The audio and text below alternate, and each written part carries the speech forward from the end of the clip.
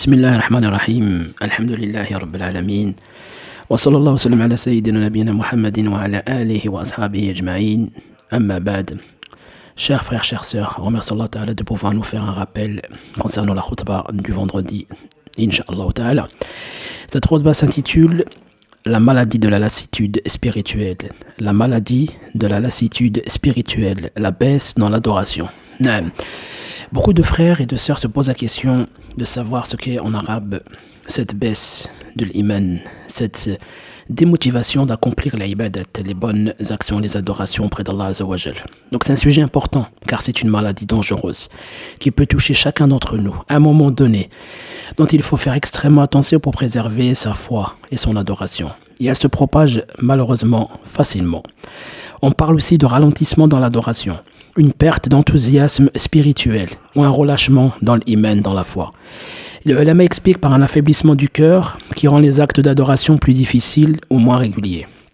Il faut savoir que forcément, quand on est sur le chemin d'Allah subhanahu wa ta'ala, quand on est sur le droit chemin et qu'on veut faire des bonnes actions, qu'on est dans le chemin qui mène à Allah Azza wa Jal, il y a forcément des épreuves et des hauts et des bas, des difficultés. Et tu trouveras des embûches, que tu le veuilles ou non. Des fois, tu vas être ralenti.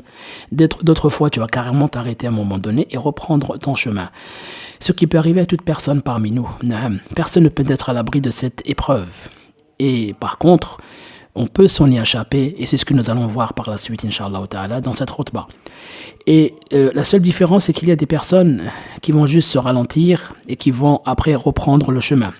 D'autres vont revenir. Par contre, ce qui est grave et dangereux, c'est la personne qui s'arrête complètement du chemin et qui se détourne du droit chemin. Ça peut être une secousse, ça peut être à un moment donné un abandon temporaire, mais il faut absolument tenir et ne pas laisser complètement abandonner complètement le chemin. Les savants énumèrent certains signes de lassitude, comme par exemple le fait qu'il y ait la diminution du plaisir dans la prière, le retard ou la négligence dans la salat, l'abandon des surérogatoires, tout ce qui est sunnan, la perte d'envie de lire le Coran, la lenteur ou la paresse pour faire le bien, l'augmentation de la distraction dans le péché, un cœur moins sensible au rappel d'Allah subhanahu wa ta'ala. Donc en fait, il y a beaucoup de signes, mais ceux-là sont aussi ceux qui reviennent le plus souvent auprès de la Ummah.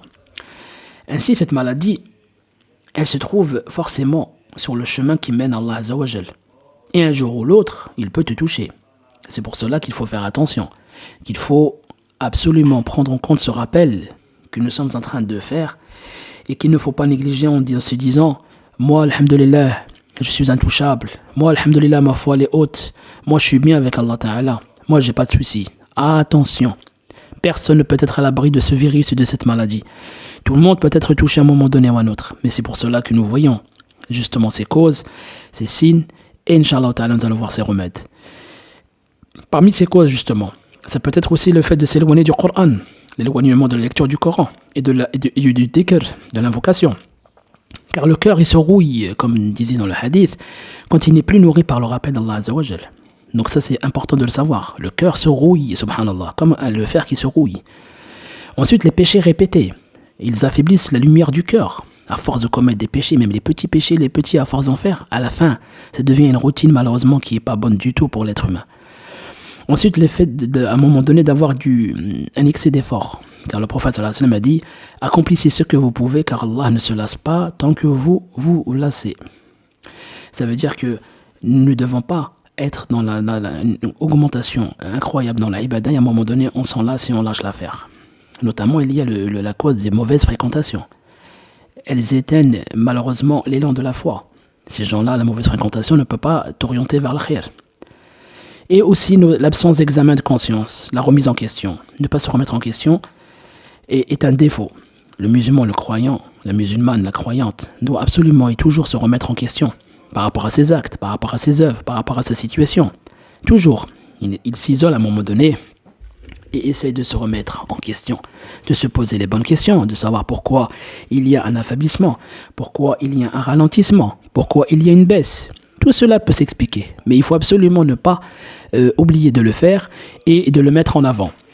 Notamment, maintenant pour le croyant, nous devons faire face à cette maladie. Donc si elle te touche, les savants ont dit, dans tous les cas, si tu es touché par cette maladie, de la lassitude, de la baisse de la foi, eh bien, tu dois prendre en compte 2 points essentiels. Premier point, nous ne devons pas laisser cette maladie de la lassitude, le fait de s'enlacer par rapport à l'ibada, nous éloigner trop d'Allah subhanahu wa ta'ala. Nous ne devons pas la laisser nous emporter. Nous devons la dévier. Et nous ne devons pas notamment nous rapprocher de l'interdit, du haram, et de nous mettre dans des situations très graves du péché.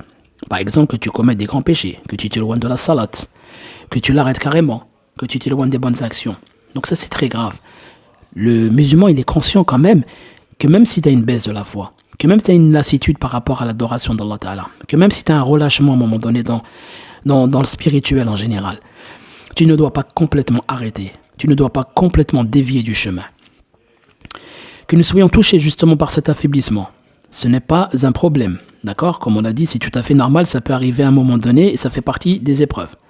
Mais il ne faut pas laisser cette faiblesse grossir et prendre le dessus. C'est ça le problème.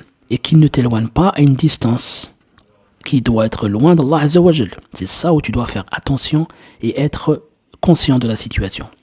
Et le deuxième point notamment, il ne faut pas laisser cette faiblesse s'installer dans le temps. Naam.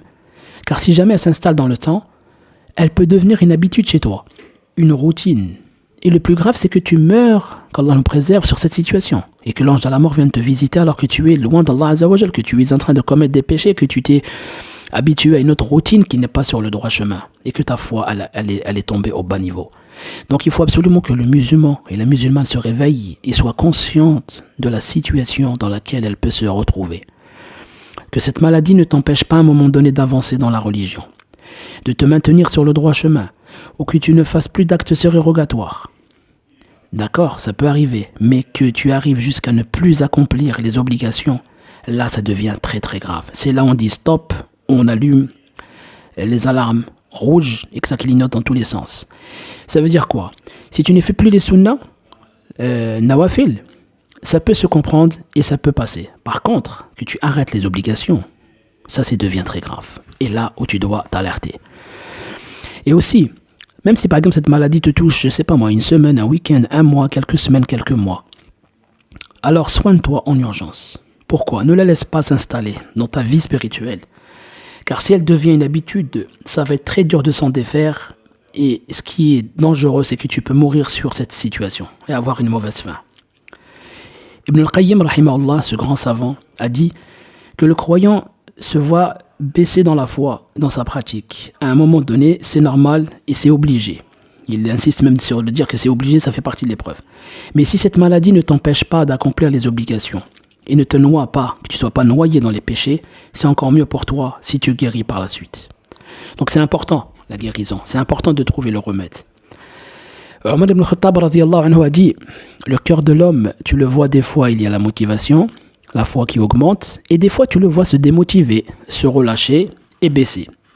Et quand tu te trouves dans cette motivation, dans la bonne ambiance, alors là tu dois augmenter les actes surérogatoires, augmenter le nawafil, profiter de cette motivation et de cette bonne ambiance pour augmenter les nawafil, par exemple en prière, en sadaqa, en jeûne, bonne action, bonnes œuvres, etc. Bon comportement.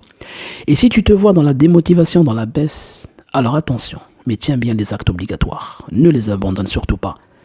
Et préserve justement ces actes et ces devoirs. C'est comme ça que se trouve le cœur de l'homme. Le Qayyim rahimahullah a dit justement, pour bien comprendre ces paroles, que le musulman, à un moment donné, s'il est touché par cette maladie, c'est-à-dire même s'il abandonne, en tout cas à un moment donné, provisoirement, bien sûr, les actes surérogatoires, ça peut s'entendre et se comprendre et c'est pas très grave en soi. Par contre, ce qui est très grave, c'est le fait d'abandonner les actes obligatoires. Comme nous avons cité tout à l'heure, la prière, le jeûne du mois du Ramadan, des actes qui sont obligatoires et que tu les abandonnes vraiment. De ce fait, quand le croyant peut se trouver dans une situation d'affaiblissement de sa foi, d'accord, qu'il délaisse, il abandonne, se démotive dans les actes de nawafil surérogatoires, il ne doit surtout pas abandonner les actes obligatoires. Donc s'il voit qu'il plonge dans les plaisirs de ce bas monde par exemple, qu'il n'a plus de qana'a, il veut plus dans tous les domaines, et qu'il veut encore plus, eh bien qu'il s'éloigne des interdits surtout à ce moment-là. Même s'il ne fait plus les actions nawafil, au moins qu'il évite les grands péchés, qu'il invite le haram et qu'il évite justement tout ce qui est interdit et qui peut le faire tomber dans l'irréparable. Il peut arriver quelquefois d'être dans des situations où tu te trouves en baisse dans les actes de bien, de surérogatoires. C'est compréhensible. Mais tu ne dois pas tout lâcher. dans l'adoration, dans les bonnes œuvres. Tu dois quand même maintenir à un moment donné ta relation avec Allah Ta'ala. Tu dois tenir cette corde. Tu ne dois pas te lâcher complètement, dire ça y est, c'est fini pour moi. Le bon croyant, même celui qui est humble et modeste, à un moment donné, même si on est daïf, on est faible, on n'abandonne pas complètement. Le prophète alayhi salatu wassalam, dit dans un hadith sahih, les actes accomplis par l'homme connaissent des périodes de motivation et d'augmentation, et des périodes de démotivation et de baisse. Regardez, même le prophète alayhi salatu wassalam l'a dit. Et il dit, si la baisse ne touche que les actes surérogatoires, ce n'est pas très grave. Mais si la baisse de ta foi dans Iman touche les actes obligatoires, là c'est la perte totale et l'échec. Voilà de quoi il faut avoir peur. C'est que quand tu te démotives et que tu es dans le relâchement et dans l'affaiblissement, que tu lâches tout en fait. Et que tu lâches. On a vu malheureusement des gens qui ont arrêté de prier, qui ont arrêté d'aller à la mosquée, qui ont arrêté d'apprendre le Coran, qui ont arrêté de faire les du'as, qui ont arrêté la relation avec Allah Ta'ala tout simplement, et qui se sont mis dans les plaisirs de ce bas monde. Quand cette période de lassitude nous traverse, il faut avoir à l'esprit qu'il ne faut pas baisser les bras. Il faut soigner cette maladie et ne pas s'arrêter. Non, il ne faut pas s'arrêter, il ne faut pas tout lâcher, subhanallah. Car en islam, il n'y a pas le fait d'arrêter l'adoration, ça n'existe pas. Tu peux soit augmenter ta foi, masha'Allah, elle augmente, soit elle diminue, aller au devant, aller en arrière, tu peux avoir des périodes de baisse où tu auras lâché un petit affaiblissement, mais pas arrêter complètement d'adorer Allah Azza wa Jal. Regardez ce que dit Allah Ta'ala lui-même dans Surat Al-Mudaththir, versets 35 à 37. Et il dit, et le saqar est l'un des plus grands malheurs, un avertissement pour les humains, pour qui d'entre vous veut avancer ou reculer, mais jamais s'arrêter. Veut avancer, augmente l'iman, la foi, le khair, et reculer, tu peux, parce qu'Allah te dit que tu peux, il l'a créé comme ça, il le connaît. Mais t'arrêter complètement, non. Et enfin, parmi les solutions et les remèdes à faire, Inch'Allah ta'ala, nous allons résumer quelques remèdes et solutions qu'on peut mettre en avant. Premièrement, faire dua. Naam, si tu es touché par cette maladie, il faut faire dua. Accomplis tes ablutions, fais 2 rak'a. Lève tes mains auprès d'Allah Ta'ala et invoque Allah Azza wa Jal pour te guérir et te soigner. C'est extrêmement important. Ensuite, deuxièmement, reviens vers le Coran al-Karim, la parole d'Allah Azza wa Jal. Reviens vers la sunna du prophète alayhi salatu wassalam. Il y a une guérison inimaginable de tous les maux. Ensuite, troisièmement, évite l'isolement. Ne sois pas enfermé. Quand tu es touché par cette maladie, sors, va voir tes frères et concerte-toi avec eux. Rentre dans un groupe, ne le quitte pas. Assiste aux conférences s'il le faut, assiste aux cours, assiste au rappel, mais tu dois t'efforcer à te dire que tu dois assister au moins à une prière à la mosquée, par exemple, quand ton niveau est de baisse, quand tu es dans une situation de relâchement. Te dire, je vais à un dars, je vais à une salat, mais ne t'isole pas de le masjid Bayt Allah. Ensuite, quatrièmement, tu dois te mélanger avec les bonnes personnes, avoir des personnes pieuses, vertueuses et des personnes qui vont te tirer vers le haut, qui vont t'aider, t'accompagner et surtout qui vont t'éviter d'aller vers le mal et de plonger. Et il y a des mauvaises personnes qui vont te soulager dans le mal malheureusement et qui peut-être encore pire, t'affaiblir et t'orienter vers le mal. Car il faut savoir en tout cas, dans tous les cas, que le fautour, la lassitude est une phase normale dans la vie du croyant. Et qu'Allah Ta'ala regarde l'effort mais pas la perfection. Et pour conclure, il faut revenir doucement, mais sincèrement, suffit pour que la lumière du cœur revienne. Naam. N'oubliez pas, barakallahu fikum, les remèdes qu'on doit retourner et remettre, je vais résumer, Inch'Allah Ta'ala, faire dua, toujours dua, accomplir dua pour que Allah Azza wa Jal accepte dua, revenir vers le Coran, la lecture, l'explication, ne serait-ce qu'un verset par jour, 2, mais ouvre-le au moins dans la journée. Il n'est jamais sort de chez toi sans l'ouvrir ou que dans la journée, tu es passé une journée complète sans l'avoir lu au moins une seule fois. Ensuite, nous avons dit la guérison. Il y a la sunna du prophète, ça me fait des petites nawafil. Ne serait-ce que lire une histoire vers 2 nafil, vers un raka, faire un petit sadaqa. Il y a pas mal de choses que tu peux faire, mais ne reste pas à t'enlacer à ne rien faire. Ensuite, comme nous avons dit, éviter l'isolement. L'isolement, c'est dangereux. Le fait que tu t'isoles, Shaitan, c'est là qui prend le dessus sur toi et il fait ce qu'il veut de toi. Et mélange-toi avec les bonnes personnes. Les personnes qui vont te tirer vers le haut, comme nous avons dit. Les personnes qui vont te ramener le khair. Les personnes qui vont se soucier de toi et ne pas te laisser tomber. Et enfin, nous avons dit que le fait que nous traversons des fois ces phases, c'est normal dans la vie du croyant. Et qu'Allah Ta'ala regarde surtout les efforts que nous faisons. Il ne regarde pas la perfection puisqu'il sait très bien que nous ne sommes pas parfaits. Et que revenir doucement, sincèrement, sûrement, est mieux que de s'arrêter complètement et de dire « je abandonne ». Le musulman, le croyant, la musulmane, la croyante n'abandonne jamais les efforts pour Allah Azza wa Jal, car nous savons très bien que nous avons une vie éphémère, que nous allons quitter ce bas monde un jour ou l'autre et nous allons retourner auprès d'Allah Azza wa Jal. Qu'Allah subhanahu wa ta'ala nous préserve, du mal, nous guide sur le droit chemin, qui nous préserve de le fautour, de cette lassitude, de cette maladie-là, qui nous préserve de ce relâchement, de cette baisse de l'iman, qui nous met toujours dans une ambiance, masha'Allah, à un niveau agib, et qu'Allah Ta'ala puisse motiver notre din, notre foi pour pouvoir monter dans l'ibada, dans l'adoration, et qu'Allah subhanahu wa ta'ala accepte notre dua. Innahu ala kulli shayin qadir. Subhanakallahumma wa bihamdik, nashhadu an la ilaha illa anta nastaghfiruka wa natubu ilayk, walhamdulillahi rabbil alamin. Barakallahu fikum.